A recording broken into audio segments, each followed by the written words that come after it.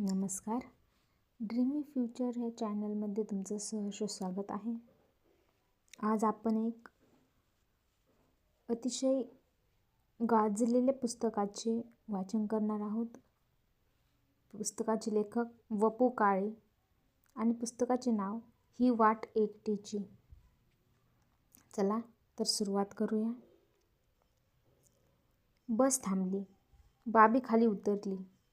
तीच बस पकडण्यासाठी रांगेतला पहिला माणूस पुढे धावला.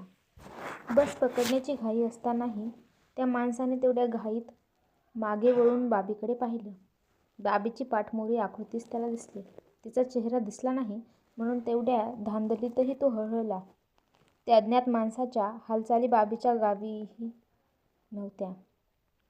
तिला अगोदर उशीर झाला होता. त्यात भर म्हणजे तिला मिळालेली बस. वाजवीपेक्षा कितीतरी मंद गतीने ती बस एवढा वेळ चालत होती. दादर ते फाउंटन हे अंतर एरवी हीच बस जास्तीत जास्त 35 मिनिटात संपवते. आज हे अंतर कापायला त्या बसने 55 मिनिटं लावली. ड्युटी संपत आली की ड्रायव्हर लोक मुद्दाम हळूहळू बस चालवतात हे बाबीला माहीत होतं. भाई खळा पूल ओलांडून तिने कंडक्टरकडे बसच्या मंद गतीबद्दल तक्रार केली होती. कंडक्टरने तिला तेव्हा मशीनमध्ये मिस्टेक आहे म्हणून थाप मारली. कामचुकारपणा करण्यासाठी माणसं प्रामाणिक यंत्राची बेधडक बदनामी करतात याची बाबीला भयंकर चीड आली. ही शेवटची ट्रिप आहे, नंतर आमची ड्युटी संपते असे कंडक्टरने खरं आणि स्पष्ट सांगितलं असतं तर बाबींनी किंवा इतर प्रवाशांनी कंडक्टरला काय केलं असतं? काहीच नाही. पण सगळीकडे हेच झालं आहे. ढोंग, थापेबाजपणा, दांभिकता. बसने प्रवास करणाऱ्या माणसांच्या कामाच्या वेळेपेक्षा जास्त महत्त्व ड्रायव्हर्स, कंडक्टर्स यांच्या ड्युटी संपायच्या वेळेला. चालता चालता बाबीने पुन्हा एक वार हातातल्या घड्याळाकडे पाहिलं. छे, चुकलंच. चर्चगेटपर्यंत गाडी नेऊन पुढे टॅक्सीने यायला हवं होतं. तसा लोकलचाही भरवसा आजकाल राहिलेला नाही. मागच्या गुरुवारची अपॉइंटमेंट लोकल पायीच चुकली. लागोपाठ 2 लोकल्स फास्ट, तिसरी कॅन्सल झाली. नंतरच्या गाडीला साहजिकच तोबा गर्दी उडाली. बायकांच्या फर्स्ट क्लासच्या डब्यात बायकांबरोबर पुरुष पण चढले. त्याच 3 रेल्वे पोलीस होते. त्यांनी त्या इतर पुरुषांना अटकाव केला नाही. ते पोलीस म्हणे तेव्हा ड्युटीवर नव्हते. स्टेशनवरचा लाऊडस्पीकर कोकलत होता. बायकांच्या डब्यातून पुरुषांनी प्रवास करणं हा गुन्हा आहे. बाबीला त्या वेळेला वाटलं आपल्याही हातात ह्या क्षणी असाच एक लाऊडस्पीकर हवा होता. आपण म्हणलो असतो, कृपा करून तुमच्या गाड्या वेळेवर सोडा. रेल्वे नोकरांना प्रामाणिकपणा शिकवा. बिस्ट्रॉल ग्रिल हॉटेलच्या दिशेने जाताना बाबीला आता तो मागचा गुरुवार आणि त्यावेळी मनावर आलेले विचार आठवले. प्रामाणिकपणा शिकवा ह्या शब्दाला तिला आता हसायला आलं. प्रामाणिकपणा शिकवायचा नसतो, तो असावाच लागतो. त्यात टक्केवारी नसते. तो असतो किंवा नसतो. प्रेम करायला जसं कोणी शिकवत नाही तसं आता आपण शेखरसाठी धापा टाकीत चाललो आहोत. हे आपल्याला कोणी शिकवलं का? मुळीच नाही. ते सगळं घडत गेलं आणि घडल्यावर नवं नवं वाटलं. शेखर भेटला आणि आयुष्य हे खऱ्या अर्थाने आयुष्य वाटू लागलं. सगळ्या गोष्टींचा अर्थ निराळ्या संदर्भातच प्रथमच भेटले. आकाश नव्यानं दिसलं. पाण्याची चव बदलली. वेग म्हणजे काय हे समजलं. स्पर्शातली किमया कळली. शेखरचा जेव्हा पहिल्यांदा स्पर्श झाला तेव्हा सगळ्या देहाची जणू उदबत्ती झाली. कुठेतरी जळणारी पण सौख्याचा सुगंध दरवळून टाकणारी. अनेक गोष्टींचा अर्थ जसा नव्याने समजला त्याप्रमाणे तिने अनेक गोष्टी शेखरसाठी नव्याने केल्या. चौपाटीवरची पाणीपुरी खायला शेखरने तिला नुसतं शिकवलं नाही तर त्याची तिला चटक लावली. मोटारच्या गादीचा स्पर्श किती मऊ आणि सुखद असतो हे तिला प्रथम कळत होतं.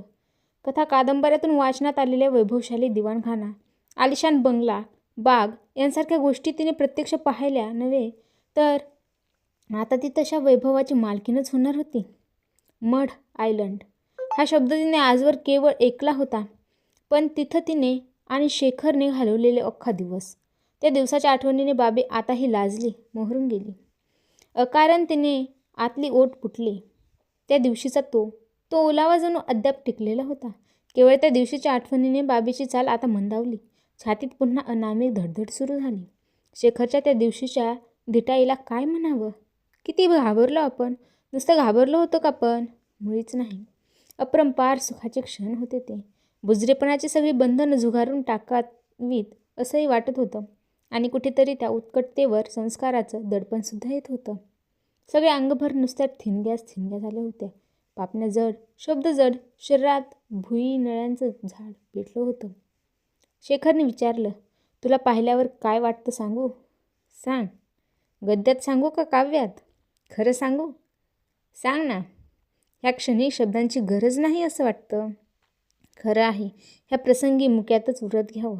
मग घ्या. काय? मुका की व्रत? काहीही घेतलं तरी प्रसाद एकच आहे. तेवढ्या प्रसादावर आता भक्ताला समाधान नाही.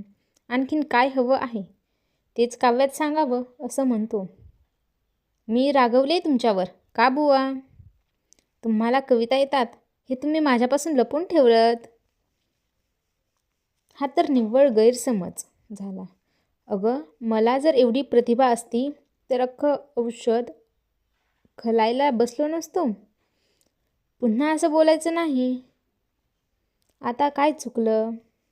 बाबी म्हणाली, तुमची एवढी मोठी नावाजलेली फर्म. माझी नव्हे, दाजींची. शेखर म्हणाला. बाबी, म्हणजे तुमचीच? तुम्हीच तर मालक. जोशींना विसरलीच वाटतं. ते पार्टनर आहेत, त्यांना मुलगा आहे. शेखर म्हणाला. बाबी म्हणाली, माहीत आहे. त्याचं नाव जयंत. तुमच्या केमिकल कंपनीला निर्यात परवाना मिळणार आहे आणि त्यासाठी कोणत्या दिवशी जयंत परदेशाला जाणार आहे म्हणून अलीकडे मला भेटायला तुम्हाला सवड होत नाही. हे सगळं पाठ झालं आहे. पुढं बोला. काढलाच नेहमीचा विषय. वाटलं होतं आज तरी भांडणार नाहीस. शेखर म्हणाला. मग अपॉइंटमेंट देऊन वेळेवर भेटत नाही तुम्ही. तर मग काय करू? भांडू नको तर. कोणत्या तरी उर्दू कवीनं म्हटलं ना, तशी अवस्था होते. शेखर म्हणाला. कशी?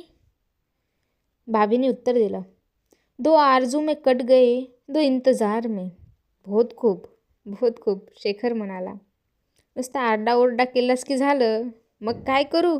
वचन द्या. कसलं? शेखर म्हणाला. त्यावर बाबी म्हणाली, रोज ठरवीन त्या वेळेला भेटीन म्हणून. All right.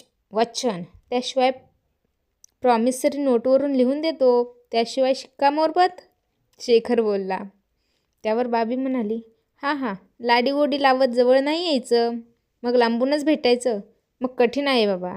इथं आम्हाला काय काय वाटतं. अगं बाई, विसरलेच. कविता केलेली सांगणार होतास ना. त्यावर शेखर बोलला.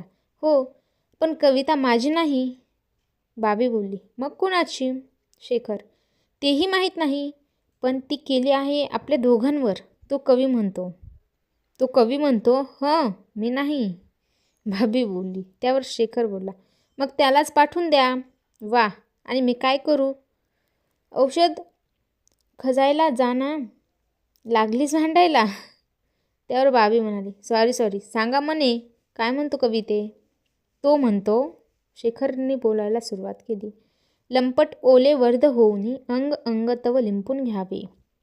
त्यानंतर काव्य हे निव्वळ काव्य राहिलं नाही. खोटा रुसवा, खोटा राग, खोटा विरोध, सगळं लटकं ठरलं.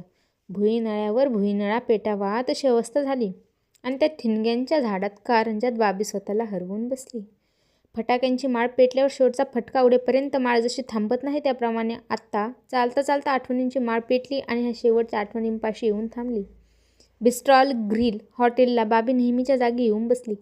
ओळखीतल्या वेटरने तिला सलामी दिली. बाबीला आपल्या जागेवरून रस्ता दिसत होता.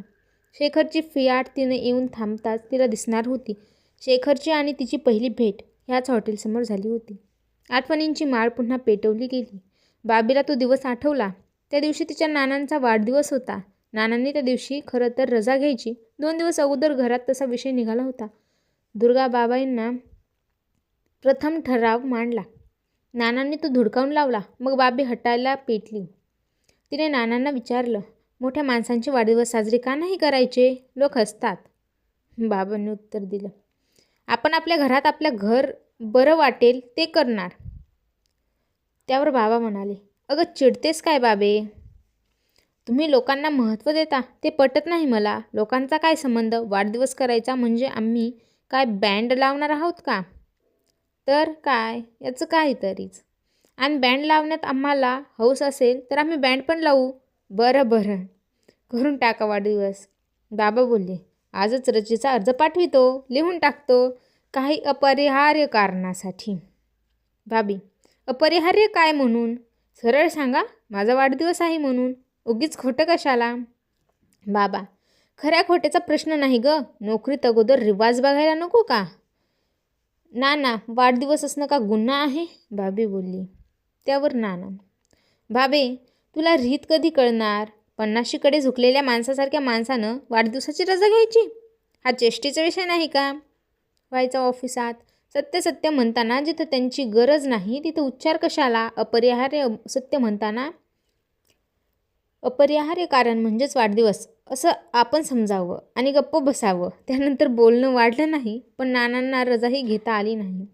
काहीतरी काम निघालं, मीटिंग ठरली. नानांना नेहमीपेक्षा लवकर न जेवता जावं लागलं. नानांसाठी डबा न्यावा असं त्या मायलेकीचं ठरलं.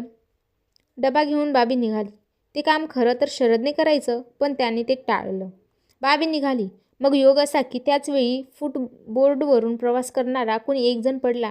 गाडी लेट झाली. नानांच्या ऑफिसात वेळेवर पोहोचायला हवं म्हणून बाबी जवळजवळ मग धावत सुटली.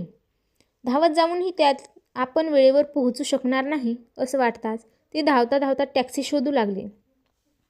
फाउंटनपर्यंत तिला टॅक्सी मिळाली नाही. नंतर असं अंतर उरलं की टॅक्सीच्या मानाने काहीच नाही, मात्र चालायला जास्त. तर ती टॅक्सी पाहत चालत राहिली. एका टॅक्सीला अडवण्यासाठी ती पुढे धावली. ती नेमकी एका मोटरीसमोर. तिच्या हाताची दखल न घेता टॅक्सीवाला निघून गेला होता. तो गेला. मग बाबीच्या लक्षात आलं की एकाएकी ब्रेक लावून थांबलेल्या ह्या मोटारीखाली आपण सापडणार होतो. ती मग पुढती गोंधळून गेली. फुटपाथकडे परतण्याचंही तिला भान उरलं नाही. तिची नजर अभावितपणे मोटार चालविणाऱ्या व्यक्तीकडे वळली. बाबीच्या मनात उडालेला गोंधळ, तिची घाबरलेली चर्या या सगळ्यांकडे ती व्यक्ती शांतपणे पाहत होती. बाबीची नजर तिकडे वळताच ती व्यक्ती हसून म्हणाली, मिस विद्युलता फडके, आता बसा, मी तुम्हाला सोडतो. कुठे जायचं तिथं? पार्ट पहिला ऐकल्याबद्दल धन्यवाद. भेटूया दुसऱ्या भागामध्ये.